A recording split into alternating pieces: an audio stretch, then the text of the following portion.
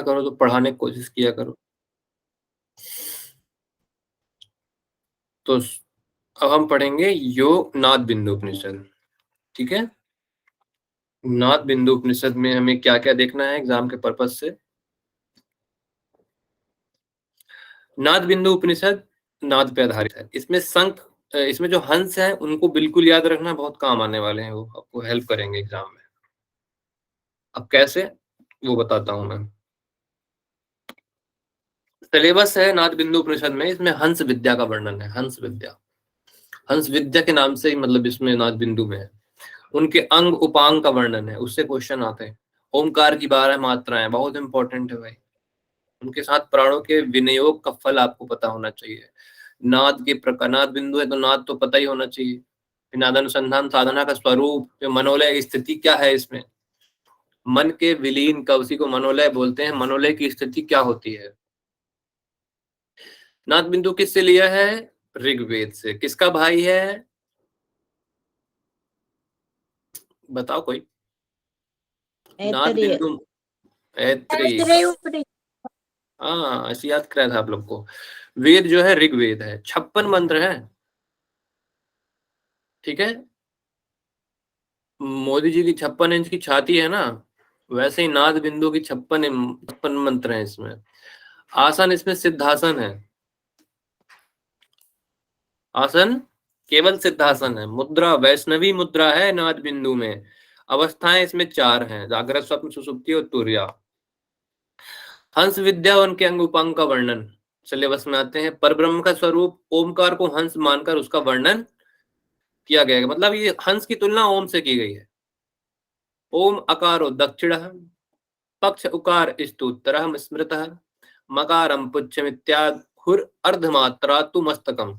अब देखो अकार दक्षिण में है, दक्षिणम पक्ष, मतलब यहां देखो शरीर आ उ मा और अर्धमात्रा, ये हो गया।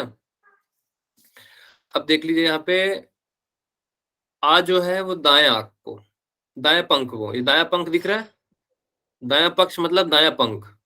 उकार मतलब बायां पंख, ये बायां पंख है। चित्र में भी बना हुआ है, चित्र भी देखेंगे तो। मकार जो है वो पृष्ठ पक्ष मतलब पूछ, ये मकार जो है वो पूछ को इंडिकेट कर रहा है, उसको दर्शा रहा है। और जो अर्धमात्रा है वो मस्तक को, सिर को। ठीक है, ये है, मिलाने को आता है ये। समझ में आ गया ना कैसे याद करोगे। ये आकार है, ये उकार है, आपकी पूछ होती तो वो मकार होती, सिर जो है वो अर्धमात्रा है। ठीक है, अब देखिए यहाँ पे बात आती है गुण। लास्ट वन का क्या बोला आपने? जो लास्ट वन था वो आपने क्या बोला? मस्तक है, ये अर्धमात्रा है, वो सर है। ये आकार है, आकार उकार, पीछे मकार, और फिर जो सर जो है आपका वो अर्धमात्रा है। ठीक है, ठीक है बोल दो, ठीक है यार सर, ठीक है। जी सर। पदादिकम गुणास्तस्य शरीरम तत्वमुच्यते धर्मवस्य दक्षिणम चाक्षुर अधर्मो अर्थो परः स्मृतः। इसने बोला है धर्म अधर्म गुण की बात हुई है। शरीर को तत्व कहा गया है। गुण जो होते हैं दोनों पैर होते हैं, दोनों पैर गुण होते हैं, रज और तम। शरीर सत्व गुणी होता है। गुण कहाँ होते हैं हमारे शरीर में, ये जो हंस है इसका जो शरीर है वो सत्व गुणी है। शरीर जो है पूरा, उसका जो बायां पैर होगा वो रजोगुणी होगा। नहीं, पैर दोनों रजोगुण और तमोगुण होते हैं। जैसे बायां पैर होना चाहिए रजोगुण, दायां पैर तमोगुण। हाँ ठीक है, शरीर जो है सत्वगुण। अब इसमें धर्म और अधर्म की बात आती है। इस शरीर रूपी तत्व में धर्म की बात नाद बिंदु उपनिषद में दाई आंख को कही गई है। दायां आंख जो है वो धर्म का प्रतीक होता है, दायां आंख। और बायां आंख जो होता है वो अधर्म का प्रतीक होता है। ठीक है, ये आपको याद करने के लिए। अब इसमें ये शरीर, कर दीजिए कौन सा होता है। ये देखिए आपको ये बायां आंख अधर्म, दायां आंख धर्म, शरीर सत्व गुणी, पैर रजतम हो गए। यहाँ पे गुण और आंख की बात हो रही है। ठीक है, गुण और धर्म अधर्म की बात हो रही है शरीर में। फिर यहाँ पे देखिए स्थान बताया है लोक का, कितने लोक होते हैं, 7 लोक होते हैं, वो 7 लोक के स्थान है इसमें। भूलोकः पाद्योस्तस्य भूर्वलोको जानुनी शुभलोक कटिदेशे नाभिदेशे महजगत् जनलोकस्तु हृदय से कंठलोको स्तपस्तः भ्रुवो ललाट मध्य तु सत्यलोको व्यवस्थित। अब देखिए भूलोक जो है वो शरीर के दोनों पैर में, पाद यो उस्ततः, इस पे बोला है पैर के दोनों, मतलब शरीर के जो दोनों पैर होते हैं वो भूलोक का प्रतिनिधित्व करते हैं। शरीर के दोनों घुटने भूवह लोक के करते हैं। और ऊपर बढ़िए, छूते जाइए, अपने पैर को छूइए, फिर अपने घुटने को, फिर कमर, ये स्व को करेगा। फिर और ऊपर आइए, नाभि, यहाँ पे मह लोक होता है। एग्जाम में क्वेश्चन आता है नाभि में कौन सा लोक होता है, हृदय में कौन सा लोक होता है, हृदय में जन लोक। अच्छे लोग जो होते हैं वो हृदय में रखते हैं अच्छे जन लोगों को, ठीक है। कंठ, कंठ में तप लोक, भ्रू मध्य में सत्य लोक, यहाँ पे, ठीक है। कैसे याद करोगे, समझ गए। ये स्थान है इन लोगों के, जो 7 लोक होते हैं इनका शरीर में स्थान बताया है इस उपनिषद में। किस उपनिषद में, नाद बिंदु उपनिषद में। सत्यलोक के ऊपर, मतलब अब इस सत्यलोक जो भ्रू मध्य में बताया था, इसके ऊपर सहस्त्रार चक्र का वर्णन है। सहस्त्रार चक्र 1000 वाला दल का है, हमेशा की तरह सहस्त्रार चक्र के ऊपर प्रणव रूपी सफेद हंस विराजमान है। किसी भी कर्म व्यवहार से पर ब्रह्म को भेदा नहीं जा सकता, केवल साधना द्वारा ही इस पर ब्रह्म को भेदा जा सकता है। जो साधना नहीं करता वो पर ब्रह्म को प्राप्त नहीं कर सकता, केवल कर्म से ब्रह्म प्राप्त नहीं किया जा सकता, ऐसा बताया है, ठीक है। इसमें कुछ समझना नहीं, ज्यादा सिंपल सी बात है, तो आप जानते ही हैं। जब तक आप साधना नहीं करेंगे तो ना आपका योग सिद्ध होगा। आसन की सिद्धि नहीं होती भाई बिना साधना के, तो परमात्मा तो दूर की बात है। जो ओमकार की श्रेष्ठ विधि से मनन व चिंतन करता है, उसके सहस्त्रों करोड़ों पापों से मुक्त होकर वह मोक्ष को प्राप्त होता है। अब इसमें ओमकार की मात्रा के नाम है, अकार उकार मकार और अर्ध मात्रा के नाम दे रखे हैं। अकार को आग्नेयी बोलते हैं, आ से आ याद रखना, आग्नेयी, पिछले बारे में भी आग्नेयी ही था। उकार में वायु, वायु, उ आ रहा है, उ, उकार से उ याद रखना, उ वायु, ठीक है। बचा कौन सा, मकार, वो सूर्यदेव भानुमंडल को। अर्धमात्रा जल देव को। समझ में आया याद कैसे करना है। ओमकार की मात्रा के नाम है यहाँ पे, ये तो अभी कम है ओमकार की मात्रा, अभी तो 12 ठवाएंगे आपके पास। परब्रह्म की शक्तियां, ये मात्राएं हैं आ उ मा, तीनों कालों से निश्चित रूप से प्रतिष्ठित है। इस महाशक्ति को ओमकार नाम रूप दिया गया है, इसी को धारणा आदि के द्वारा जानना चाहिए। और क्या बोला है, नाद बिंदु के अनुसार ओमकार को जानने की यौगिक तकनीक क्या है, धारणा। धारणा द्वारा ही इस यौगिक तकनीक को बताया गया है कि इस ओमकार को जानना चाहिए, धारणा से। इससे धारणा से। ओमकार की 12 मात्राएं। अब ओमकार की 12 मात्राओं से बहुत बार प्रश्न आया है, इस बार भी आ सकता है, ठीक है। प्रथम मंत्र है, प्रथम मात्रा है ओमकार की घोषणी, प्रथम मात्रा, द्वितीय मात्रा, नाम क्या है, घोषणी मात्रा। विद्युन मात्रा, पातंगी मात्रा तीसरी है। चतुर्थ मात्रा वायु वेगनी, पंचम मात्रा नामधेया, षष्ठ मात्रा ऐन्द्री है, सप्त मात्रा वैष्णवी है, अष्ट मात्रा सांकरी है, नौवीं मात्रा महती, 10वीं धृति, 11वीं नारी और 12वीं ब्राह्मी, ठीक है। अब इन मात्राओं में जब प्राण त्यागता है साधक, तो उसे एक पद की प्राप्ति होती है। अगर घोषणी नाम की मात्रा पर अगर अपने प्राण त्यागेगा तो वह चक्रवर्ती सम्राट की स्थिति प्राप्त करेगा, ठीक है। विद्युन मात्रा में यक्ष की, पातंगी में विद्याधर की, वायुवेग में गंधर्व की, नामधेय में तुषित नामक देवों के साथ चंद्रलोक में सम्मानित होता है। ऐन्द्री से देवराजेंद्र के समान पद की प्राप्ति होती है। वैष्णवी विष्णु जी से संबंधित है तो वैकुंठ धाम की प्राप्ति। सांकरी शंकर जी से तो रुद्रलोक की प्राप्ति। महती महलोक से संबंधित है तो मह की प्राप्ति। धृति, धृति से ध्रुवलोक, मतलब जैसे जनलोक भी बोलते हैं, जनलोक की प्राप्ति होती है। नारी से तपह, नारी नाम की मात्रा से तपह लोक की प्राप्ति होती है और ब्राह्मी से ब्रह्म लोक की प्राप्ति होती है।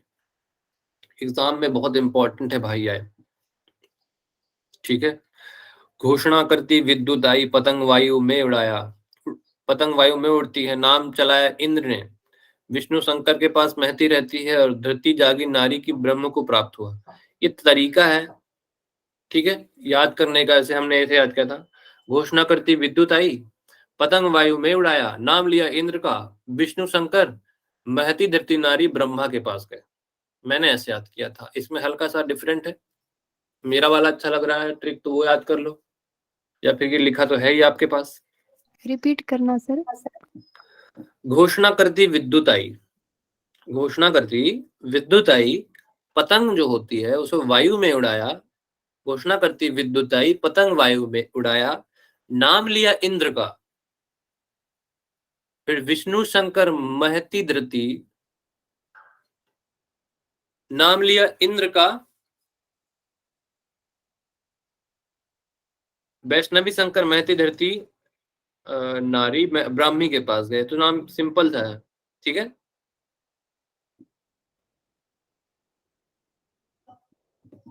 विष्णु शंकर महती धरती नारी ब्राह्मी के पास गए। 5-6 बार बोलोगे, याद रहेगा। किसी को कोई डाउट है इसमें? हो गया सर, याद है। ठीक है। अब प्रारब्ध कर्म की बात आती है। प्रारब्ध कर्म क्या होता है? विगत जन्मों में जो भी आपने कर्म किए हैं उन्हीं कर्मों को प्रारब्ध कर्म कहते हैं। जगत का उपादान कारण आत्मा ही है। आत्मा से ही हम जन्म ले रहे हैं, ऐसा कहने का तात्पर्य है। आत्मा से ही हमारा जन्म हुआ है। जैसे मिट्टी के द्वारा निर्मित पापों का उपादान कारण मिट्टी होता है, वैसे ही आत्मा के कारण ही इस जगत का कारण, जगत का उपादान कारण आत्मा ही है, ठीक है। अब देखिए, नाद बिंदु उपनिषद है, तो नाद ध्वनि क्या होती है ये देख लीजिए। सिद्धासने स्थितो योगी मुद्राम संधाय वैष्णवी, मुद्रा संधाय वैष्णवी, शृणुयाद दक्षिणे करने। कौन से करने? दक्षिणे करने। नादम अंतर्गतम सदा। आसन बोला भैया सिद्धासन, मुद्रा बोली है वैष्णवी मुद्रा। नाद का श्रवण दाहिने कान से, राइट नॉस्ट्रल मतलब राइट ईयर, मतलब बाएं कान को आप बंद कर लेंगे, ठीक है। इस प्रकार नाद का किया गया अभ्यास बाह्य ध्वनियों को आवृत कर लेता है। इस तरह योगी पक्ष और विपक्ष जितने भी द्वंद्व होते हैं, पक्ष विपक्ष से तात्पर्य यहाँ द्वंद्व होते हैं, सुख दुख मान अपमान जितनी भी चीजें होती हैं, जितनी भी द्वंद्व है संसार में, राग द्वेष सब जितने भी द्वंद्व उत्पन्न होते हैं, अच्छा है तो बुरा है, अंधकार है तो प्रकाश है, उन सब से ऊपर उठकर तुर्यावस्था को प्राप्त कर लेता है वह योगी। आसन, मुद्रा और कान याद रखना। नाद की ध्वनि इसमें कुछ सुनाई देगी आपको। आप यदि साधक हैं, नाद कर रहे हैं, तो कुछ ध्वनियां आपको सुनाई देंगी। जो योगी साधक होते हैं उन्हें ये सुनाई देती है। प्रारंभिक में नाद की ध्वनि सुनाई देती है समुद्र की, फिर मेघ की, भेरी की, फिर झरने की, प्रारंभिक अवस्था में। मध्य अवस्था में नाद की ध्वनि सुनाई देती है मृदंग घंटा नगाड़े की, मृदंग घंटा नगाड़ा, ये समुद्र, मेघ, भेरी और फिर ये झरना, ठीक है। उत्तरावस्था में नाद की ध्वनि किस तरह सुनाई देती है? किंकड़ी बंसी, वीणा भ्रमर, वीणा और भ्रमर की ध्वनि। किंकड़ी जानते हो? किंकड़ी भी एक यंत्र होता है। किंकड़ी, किंकड़ी एक यंत्र है जिसकी आवाज हल्की, जैसे जैसे इसकी आवाज है ना वीणा की, घंटा की आवाज अलग हो गई, वीणा की आवाज अलग हो गई, वैसे ही किंकड़ी की आवाज भी होती है, ठीक है। वंशी, किंकड़ी, वीणा, भ्रमर की ध्वनि आपको उत्तरावस्था में सुनाई देगी। नाद स्थूल से किस तरफ जाता है? सूक्ष्म से स्थूल जाएगा कि स्थूल से सूक्ष्म जाएगा? नाद जो होगा हमेशा स्थूल से सूक्ष्म जाएगा। पहले आपने समुद्र को सुना, समुद्र से आपने तबला को सुना, स्थूल था ये, और स्थूल हुए, और स्थूल हुए, दिख रहा है। फिर आप इन सब चीजों से और सूक्ष्म होते जा रहे हो, ये स्थूल है, फिर ये उससे कम है, फिर ये उससे कम है, और कम होते होते और ये चीजें बढ़ती जाएंगी, ठीक है। सर भेरी क्या होता है? भेरी बहुत जगह आता है। हट प्रदीपिका में सेम है, नहीं है? कहाँ लिखा है भेरी? ये ना, नहीं मैम, जब इसमें भी वेणु आपको करके ऐसे वेणु वेणु जब भी आपको ऐसे डाउट डांस हो, वाला था। यहाँ जाओ और ऐसे करो और ऐसे लिख दो यहाँ पे,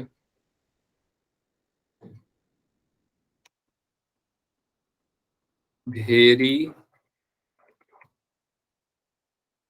भेरी वाद यहाँ लिखा हुआ आ गया। ये होता है भेरी। देख लो भाई, भेरी क्या होता है। ठीक है, रणभेरी जो होता है ना, सर वहां पिक्चर में बादल बताया थे ना, तो उसके गड़गड़ाहट को बोला होगा भेरी। नहीं नहीं, भेरी अलग होता है। भेरी एक वाद्य यंत्र होता है, हिरण संहिता में भी पढ़े होगे आप। ठीक है, समझ में आ गया भेरी क्या होता है? ये भेरी है। ठीक है, यस सर। हाँ ये सर भेरी है। सर युद्ध शुरू होने के पहले वो बजाते हैं, वो है हाँ, सर। एक किंकड़ी भी है, तो शायद किंकड़ी भी हो यहाँ पे। किंकड़ी, किंकड़ी वाद्य। देर इज नो, मतलब कोई भी डॉक्यूमेंट नहीं गूगल के पास किंकड़ी वाद्य यंत्र का। ठीक है,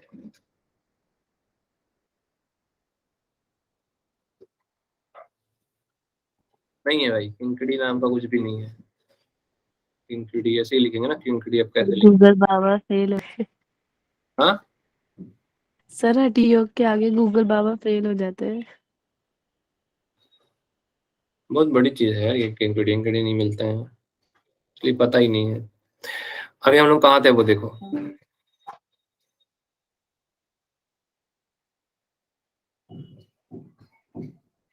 हट जा भाई, मैं तंग आ गया इससे। तो गूगल क्रोम का मैसेज क्यों आ जाता है बार बार?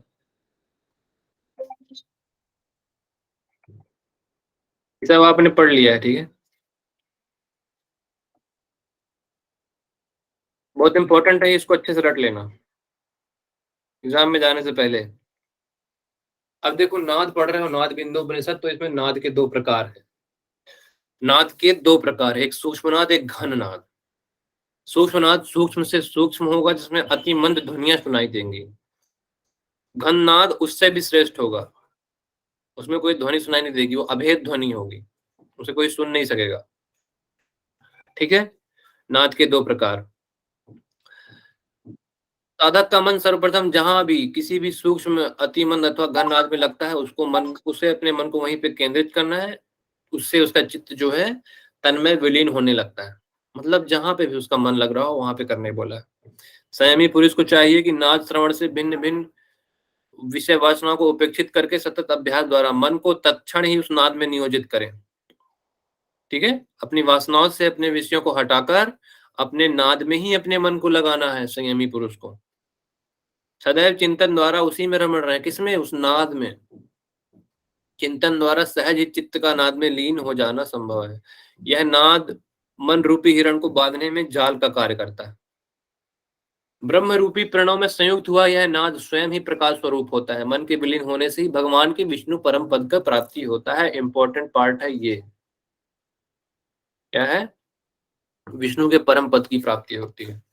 मन में आकाश तत्व का संकल्प तब तक रहना चाहिए जब तक कि शब्दों का उच्चारण और श्रवण होता है। नाद के रहने तक ही मन का अस्तित्व रहता है। मतलब इसमें बोल रहे हैं आपको, जो साधक होता है वह उच्चारण और श्रवण तब तक करते रहे जब तक उसका मन आकाश तत्व में लगा है। फिर एक समय ऐसा आता है कि मन जो होता है वो अपने अस्तित्व में ही विलीन हो जाता है, मतलब वो नाद में ही विलीन हो जाएगा, फिर वो ध्वनियां सुनाई देंगी। नाद के समापन होने पर वह मन भी शून्यवत हो जाएगा। इसे ही मुक्तावस्था की प्राप्ति, इसे ही शून्यवत बोला है। फिर मुक्तावस्था की प्राप्ति का वर्णन भी है। नाद करेंगे तो आपको मुक्तावस्था की प्राप्ति होती है। साधक को नाद का अभ्यास करने से विषय वासनाओं से मुक्ति प्राप्त होती है। मन और प्राण निराकार ब्रह्म में विलीन हो जाते हैं, मन और प्राण दोनों। करोड़ों नाद एवं बिंदु उस ब्रह्म स्वरूप प्रणव नाद में विलीन हो जाते हैं। प्रणव नाद क्या है? वह ओम रूपी नाद। योगी जागृत सब सुषुप्ति अवस्थाओं से मुक्त हो जाता है। ऐसे में योगी मृत व्यक्ति की तरह रहता है, उसे ही मुक्तावस्था कहते हैं। सदैव योगी तुरीयावस्था में स्थित हो जाता है। ठीक है, मतलब जागृत स्वप्न सुषुप्ति तुरीया, इनसे अगर स्वयं सुसुप्ति से ऊपर उठकर तुर्या में पहुंच जाता है, जिसे ही मुक्तावस्था कहते हैं। ठीक है, तो लगेगा कोमा में चला गया है, पर वो रहेगा अपने नाद में मस्त। इमेजिन करके देखिए। ठीक है, आज के प्रश्न। नाद बिंदु के अनुसार नाद श्रवण का अभ्यास किस आसन एवं मुद्रा में करना चाहिए? मैं क्वेश्चन क्यों दिखाऊं मेरे को? सिद्धासन और वैष्णवी मुद्रा। अरे रुको तुम, मैं पूछ रहा हूँ। दीपाली कराड़े,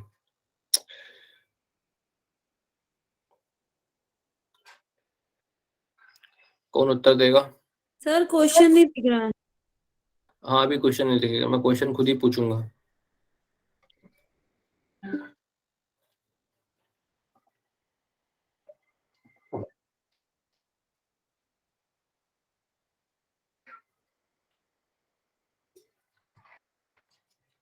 अरे यार,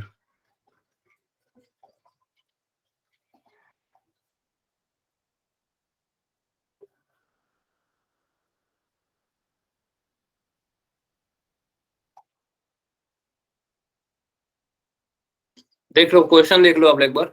नाद के अनुसार नाद का श्रवण किस आसन और मुद्रा में करना चाहिए? इसका उत्तर हमें करेंगे मंजू रानी जी।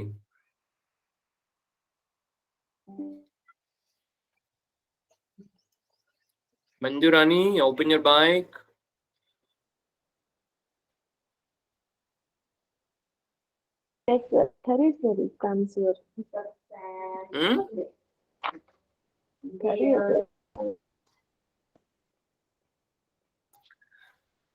किस कान से सुनना है नाद को?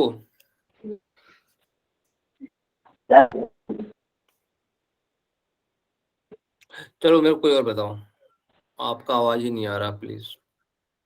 दाहिने बिल्कुल कान आवाज से नहीं आ सुनने रही। के लिए सर कहा। राइट ईयर से। राइट कौन नीशु से Panwar, Nishu Panwar, open your mic. Nishu Panwar, क्या कर रहे हो? ब्रेक दिया तो था, नाश्ता करने चली गई क्या?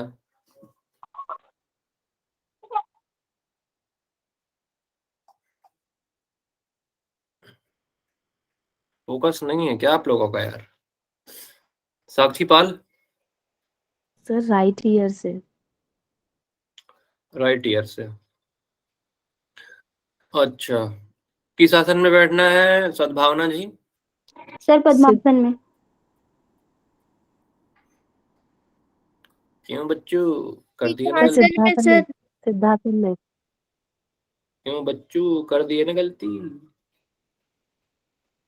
हो गया ना -2। एकदम आराम से बैठ के आराम से उत्तर देना है, जल्दीबाजी में नहीं जाना है। शालिनी यादव जी, कौन सी मुद्रा है? मुद्रा बताइए शालिनी जी, जल्दी से बताइए, नहीं बनता तो वो भी बताइए। वैष्णवी मुद्रा, पर मैं शालिनी दूसरी वाली हूँ। 2-3 तो शालिनी है क्या? अच्छा ठीक है, चलो कोई बात नहीं।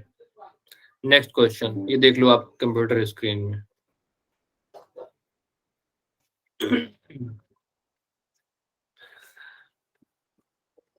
आसन और मुद्रा, सीधी सी बात है। सिद्धासन, अच्छे अच्छे बच्चे किसमें कंफ्यूज हो जाएंगे? सिंहासन और सिद्धासन में।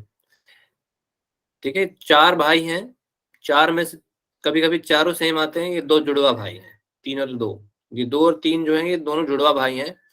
इन दोनों जुड़वा भाई में आपको चूज करना था तीसरे नंबर को। जिन्होंने तीसरा यूज किया है वो सिद्धासन वैष्णवी मुद्रा, वो 2 नंबर पा जाते हैं। एग्जाम में ऐसे क्वेश्चन आते हैं। अब नाद के अनुसार ओमकार की ध्वनि को जानने का यौगिक तकनीक क्या है? प्राणायाम, धारणा, ध्यान, समाधि। कौन बताएगा? मैं पूछता हूँ। भारत बहादुर हो? भारत बाबू कहाँ हो? जी सर। बताओ। धारणा। बहुत हार्ड, बहुत हार्ड। भारत जी के लिए क्लैप, पहली क्लास है, पर पहली बॉल पे पहला 6 दे मारा है। बहुत बढ़िया।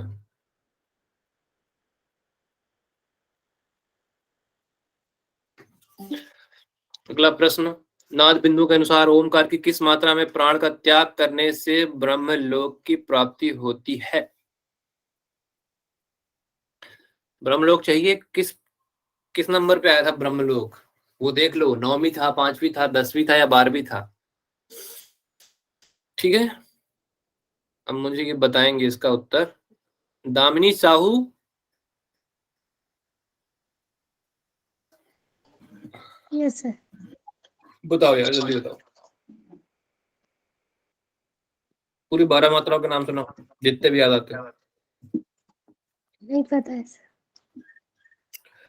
मेरे साथ बोलो। घोषणा करती विद्युताई, घोषणा करके विद्युत आई,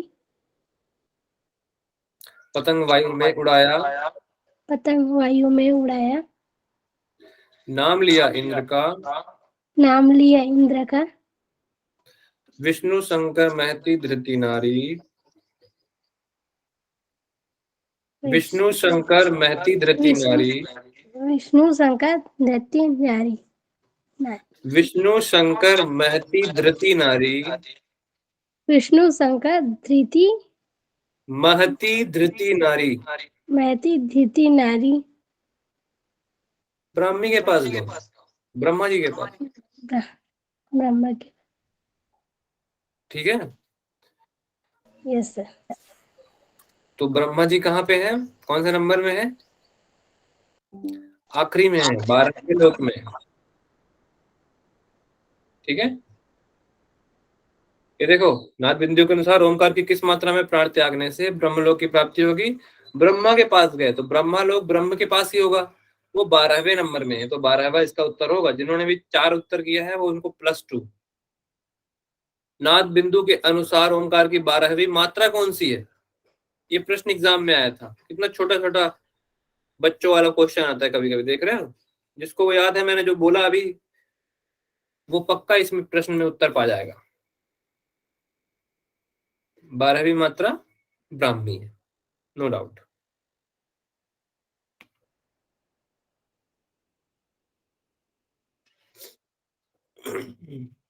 फिर नाद बिंदु में 12वीं मात्रा को क्या कहा गया? फिर से प्रश्न आया है।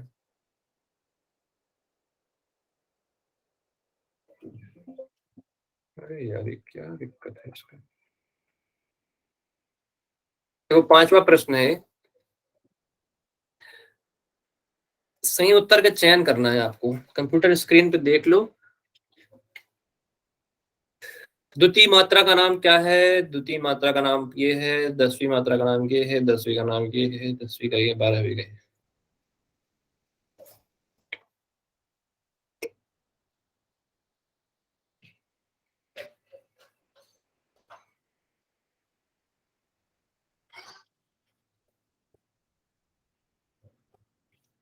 देख लिए? कूट का उत्तर देना मेरे को। 1 2 3 4 में कौन सा उत्तर होगा?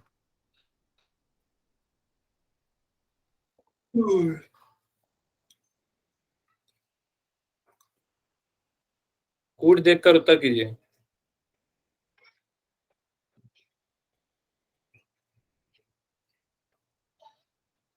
सर एक बार दिखाइए तो कूट।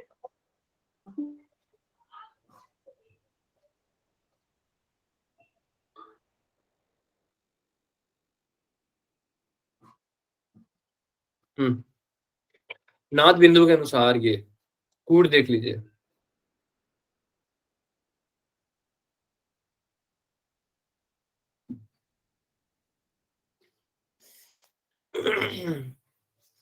जो मैंने अभी याद करने को बोला है ना, उससे बहुत प्रश्न आते हैं। सर पतंग उड़ाया के बाद में क्या बोले थे आप? पतंग उड़ाया के बाद में क्या बोले थे, एक बार फिर से बोल दीजिए, वो मैं नहीं लिख पाई। नाम लिया इंद्र का। पतंग उड़ाया वायु में, नाम लिया इंद्र का। नीसू चौहान, चलिए आपको कितना याद हुआ इसमें, सुनाइए। कूट बताइए क्या था? कूट बताइए क्या होगा इसमें? चौहान जी हैं? हेलो, सब क्लास चालू करके सो जाते हैं। सर मैं थोड़ा बाहर हूँ, सॉरी। अच्छा बाहर हो, इसका उत्तर कौन देगा? सनातनी, ओपन योर माइक। क्वेश्चन का आंसर सर, क्या क्वेश्चन का आंसर देना सर। इस प्रश्न का उत्तर दीजिए। इसका सर थर्ड है। थर्ड, बहुत बढ़िया।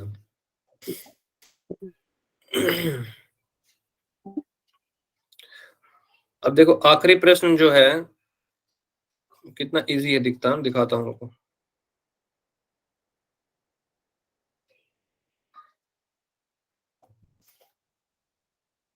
नाद बिंदु में 12वीं मात्रा को क्या कहा गया है? ये 12वीं मात्रा से पता नहीं यूजीसी को प्यार है कि क्या है, मैं नहीं जानता। 12वीं मात्रा लगता है यूजीसी वाला चाहता है कि इस चैप्टर से फ्री में नंबर मिले आपको। जब वो खुद चाह रहे हैं आपको इससे नंबर मिले तो पढ़ लो यार। अब तो मेरे साथ मुझे लगता है जो पहली बार चौथी क्लास का बच्चा अगर ये बैठा होता तो वही बता देता कि मैं इसका उत्तर ब्राह्मी है। ठीक है, तो इस प्रकार आपने 2 उपनिषद आज पढ़ लिए। ठीक है, अभी किसकी क्लास है? सर इसका आप भेज रहे हैं ना, नाद बिंदु का भी भेज दीजिए सर। अभी भेज दे रहा हूँ। सर क्वेश्चंस भी दे देना। सब है उसमें। नाद बिंदु नहीं भेजा क्या मैंने? सर अभी ध्यान भेजा आपने। मनोज जी 11:30 से 12:30। हाँ, किसी को कोई डाउट?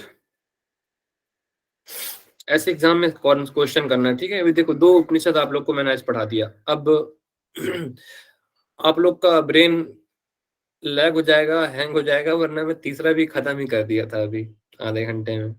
पढ़ना हो तो बता दो, मैं ही पढ़ा सकता हूँ। सर पढ़ तो सकते हैं, पर आगे भी क्लास है। पढ़ा दो। कहाँ है सर क्लास? आगे 10:30 से क्लास कोई है क्लास? ना, आगे भी 11:30 11:30 से है ना सर, फिर थोड़ा तो और सर सर एक दूसरे में मिक्स हो जाएगा सर, ज्यादा पढ़ लिया तो ये तीनों उपनिषद में अंतर है, सेम बहुत सेम। अंतर है। सर रिवीजन रह जाएगी सिर्फ फिर। नहीं नहीं, अलग अलग ही है सब। सर कुछ बहुत ज्यादा अलग नहीं है। सर होगा सर, वो एग्जाम में मिक्स होके हाँ आएगा सर, सब। तो उसमें कंफ्यूजन बढ़ जाएगा सर, ये किसमें क्या था किसमें क्या था। सर वो तो रुको मैं पढ़ने से याद हो दिखाऊंगा। अरे जाएगा। रुको चल रुको चल चल। रुको भाई, रुक जाओ। सर दिखा दो पीडीएफ। एग्जाम समझ रहे हो, एग्जाम है। मैं एक दिन में पूरे 7-8 उपनिषद पढ़ता था। सेल्फ कुछ स्टडी चीज करने मिल जाएगा ना, अगर अगर सर करवाएंगे तो। मैं पढ़ा दे रहा हूँ, आप लोग खुद देख पढ़ा लेना दो उसको, है ना। ये ना रहे कि पढ़ा नहीं हमने। पढ़ा दीजिए सर।